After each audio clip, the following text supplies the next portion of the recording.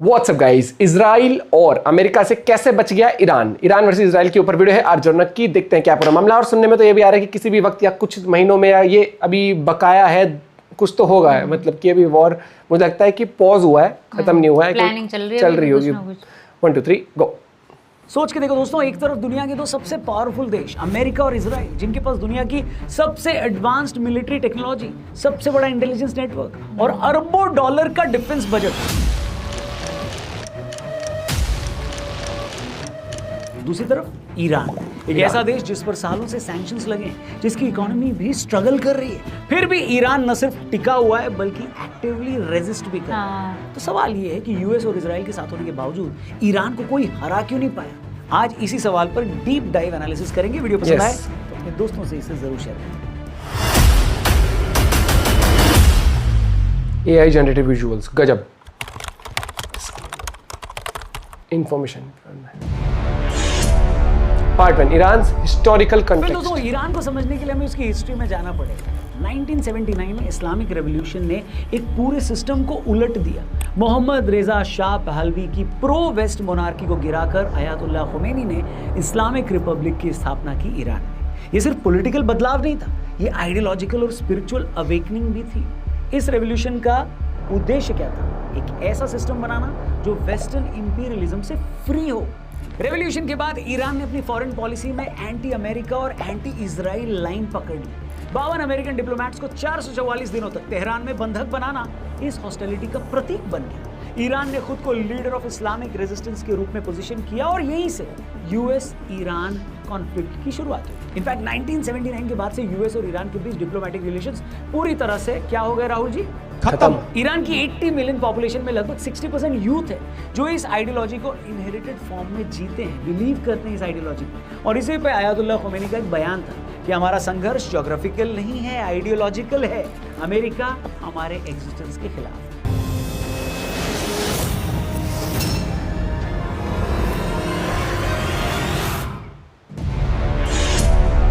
US and Israel powerful alliance. हम सब ये जानते हैं कि यूएस और इजराइल के पास मिलिट्री ताकत में कोई टक्कर नहीं है, उनके सामने कोई नहीं टिकता। अमेरिका का डिफेंस बजट अकेले क्लोज टू $1 ट्रिलियन का है, जबकि इजराइल की tech driven army, cyber warfare और इंटेलिजेंस कैपेबिलिटीज अनमैच्ड है। मोसाद और सीआईए ने मिलकर ईरान के खिलाफ कई हाई प्रोफाइल ऑपरेशंस भी किए हैं। इसी वॉर में अगर आप देखें तो इजराइल की आयरन डोम सिस्टम ने 90% से ज्यादा मिसाइल इंटरसेप्शंस में सफलता पाई है। यूएस के पास 750 प्लस एक्टिव मिलिट्री बेसिस हैं ग्लोबली, जिनमें से कई मिडिल ईस्ट में, बहरीन, कतर और यूएई में। साइबर अटैक्स का एग्जाम्पल अगर मैं लूँ तो 2010 में स्टक्सनेट नाम का एक वायरस जो रिपोर्टेडली इजराइल और यूएस द्वारा बनाया गया था, इसने ईरान के नतांज यूरेनियम एनरिचमेंट प्लांट को टारगेट किया। हजारों सेंट्रीफ्यूज मालफंक्शन हो गए। ये पहला डिजिटल वेपन था जिसने फिजिकल डिस्ट्रक्शन किया था, सोच के देखिए। साथ ही 2020 में ईरानियन जनरल कासिम सोलेमानी को यूएस ने ड्रोन स्ट्राइक से मारा। मोहसिन फखरजदा को न्यूक्लियर साइंटिस्ट जो थे उनको 2020 में असैसिनेट किया गया रिपोर्टेडली बाय इजराइल। लेकिन इन सब के बावजूद ईरान की बैकबोन नहीं टूटी। क्यों? क्योंकि ईरान की लड़ाई सिर्फ हथियारों की नहीं है, सोच और स्ट्रैटेजी की भी लड़ाई है। ईरान ये जानता है कि कन्वेंशनल वॉर में वो यूएस और इजराइल से नहीं जीत सकता, इसलिए उन्होंने अपना तरीका चुना एसिमेट्रिक वॉरफेयर, मतलब कम रिसोर्सेज में मैक्सिमम डिसरप्शन। यानी इराक ने सबसे पहले अपने प्रॉक्सी नेटवर्क पर काम किया। लेबनान के हिजबुल्लाह को जोड़ा अपने साथ, हुती रिबल्स जो यमन से उनको जोड़ा, हशद अल शाबी जो कि इराक से हैं उनको भी अपने साथ जोड़ा। ईरान ने इन प्रॉक्सीज को फंडिंग दी और फिर उनसे ट्रेनिंग। इस स्ट्रैटेजी से वो खुद मैदान में उतरे बिना लड़ाई लड़ रहे हैं। quds फोर्स के कमांडर इस प्रॉक्सी एम्पायर के मास्टरमाइंड, उन्हें शिया वर्ल्ड में स्ट्रैटेजिक फादर कहा जाता है। और तो और हिजबुल्लाह ने 2006 में इजराइल को 34 दिन तक रोके रखा। माना जाता है कि उस वॉर के बाद इजराइल की रीजनल स्ट्रैटेजी पूरी तरह से बदल गई। ये स्ट्रैटेजी ने ईरान को एक इनविजिबल सुपर पावर बना दिया, जिसका इन्फ्लुएंस सीरिया से लेबनान तक और रेड सी से गाजा तक फैला हुआ है। इकोनॉमिक सैंक्शंस एंड सोचिए, अमेरिका ने ईरान पर डेकेड से सैंक्शंस लगाए हुए हैं। बैंकिंग हो, ऑयल ट्रेड हो, आर्म्स इंपोर्ट्स हो, सब बंद है। लेकिन ईरान ने दुनिया को यह दिखा दिया कि सैंक्शन रेजिस्टेंस भी एक आर्ट होता है मेरे दोस्त। सैंक्शंस का इंपैक्ट क्या हुआ सबसे पहले वो जान लेते हैं। Iranian rial lost over 80% value since 2010। Oil exports dropped from 2.5 million barrels per day जो कि 2011 में था to 4 lakh barrels per day 2020 में। लेकिन ईरान ने बाईपास करने के तरीके भी निकाल लिए। चाइना के साथ oil for infrastructure deal crack करी, रशिया के साथ मिलिट्री कॉपरेशन किया, क्रिप्टो करेंसी को इलीगल ब्लैक मार्केट में अडॉप्ट करना, डोमेस्टिक इंडस्ट्रीज का बूस्ट जैसे मिसाइल्स, मेडिसिन, इवन कार्स तक बनाना। एक इंसाइट देता हूं मैं आपको, ईरान ने एक टर्म कॉइन किया, रेजिस्टेंस इकोनॉमी, जिसका मतलब है सेल्फ सफिशिएंसी और अडॉप्टेबिलिटी अंडर प्रेशर। यही नहीं, अभी और सुनिए, बहुत कुछ है। 2021 में ईरान ने अपना पहला इस्लामिक क्रिप्टो टोकन इशू किया था, पेमॉन ये नाम था, सुना था आपने? वेल, ये फ्लॉप था लेकिन आइडिया स्ट्रॉन्ग था। यानी ईरान सरवाइव कर रहा है ना, थ्राइव कर रहा है और दुनिया को कंफ्यूज भी कर रहा है। Cultural ideological resistance. As a country Iran को देखा जाए तो उसमें नेशनलिज्म और रिलीजन डीपली इंटरकनेक्टेड है। यूथ अपने कल्चर से जुड़ा है, भले चाहे वो अंडरग्राउंड म्यूजिक सुनता हो या बैंड एप्स यूज करता हो, लेकिन आइडियोलॉजी से फुल ऑन कनेक्टेड। ईरान की 60% पॉपुलेशन 30 साल से कम एज की है, जो कि उनका एक स्ट्रॉन्ग पॉइंट है। हर साल 500 प्लस मूवीज वो लोग बनाते हैं, मोस्टली सेंसरशिप के अंदर। आइडियोलॉजी की बात करें तो मार्टरडम या रेजिस्टेंस को ग्लोरीफाई किया जाता है।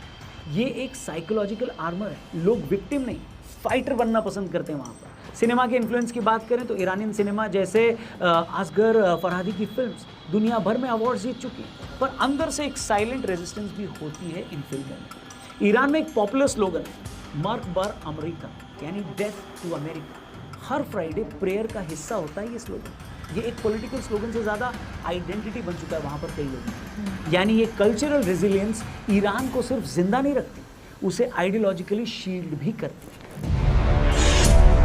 Geopolitical chess board. साथ ही ईरान की जियो स्ट्रैटेजिक लोकेशन उसकी सबसे बड़ी एडवांटेज है। स्ट्रेट ऑफ हॉर्मुज, जहां से दुनिया का 20% ऑयल गुजरता है, उसके कंट्रोल में है ये।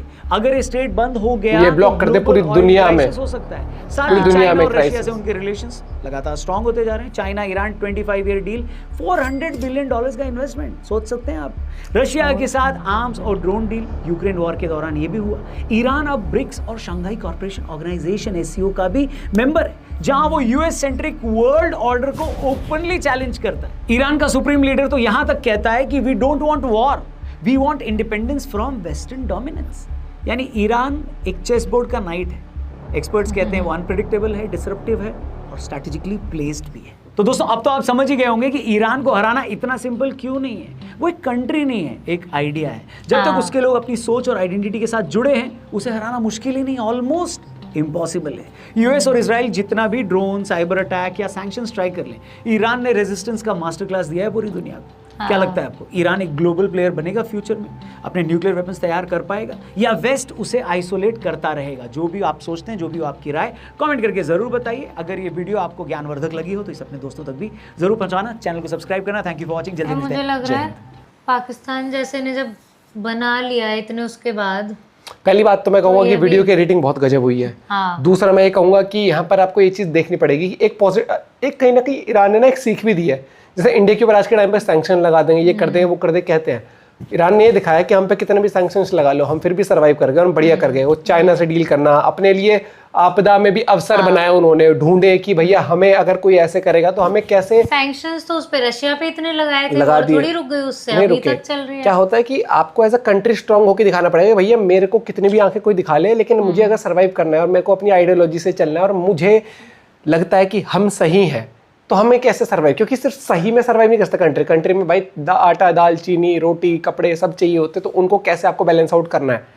मैन्युफैक्चरिंग कर रहे हैं, मूवीज भी बना रहे हैं भैया, बिजनेस भी कर रहे हैं, हर चीज़ कर रहे हैं। वो भले उनकी करेंसी की वैल्यू गिर चुकी है, लेकिन वो फिर भी सर्वाइव का, वो कहते हैं गेम ऑफ सर्वाइवल, वो बढ़िया तरीके से खेल रहे हैं। वो देखो वॉर तो आगे भी जाके होगा, लेकिन अगर ईरान ने न्यूक्लियर अपना बना लिया तो मुझे लगता है फिर ये अमेरिका और इजराइल कहीं ना कहीं फिर वो उस तरीके से उस लेवल पर आंख दिखाना इनको छोड़ देंगे, और फिर मुझे लगता है फिर ये अपने हिसाब से फिर कर पाएंगे, खुले होकर ट्रेड कर पाएंगे। लेकिन दिक्कत ये है कि मान लो ईरान से अगर कोई कंट्री तेल लेना चाहे, रशिया और चाइना को छोड़ दो, एग्जांपल लेते हैं, बड़े लेवल पर लेते हैं, उन देशों के ऊपर भी वो आ जाता है, अमेरिका को उठा के हम सैंक्शंस लगा देंगे।